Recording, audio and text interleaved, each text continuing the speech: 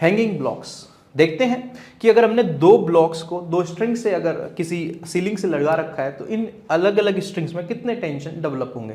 तो यहाँ पर मैंने M2 मास को नीचे, M1 मास को ऊपर, बीच में अलग अलग स्ट्रिंग्स हैं। जब भी स्ट्रिंग अलग होंगी टेंशन भी अलग होंगे, मासलेस हो उससे कोई फर्क नहीं पड़ेगा। यहाँ पर हम देख पा रहे हैं कि M2 ब्लॉक के ऊपर M2G नीचे की तरफ हमारे लिए ग्रेविटेशन पुल है। इसी को बैलेंस करने के T2 इसको ऊपर की तरफ पुल देगा।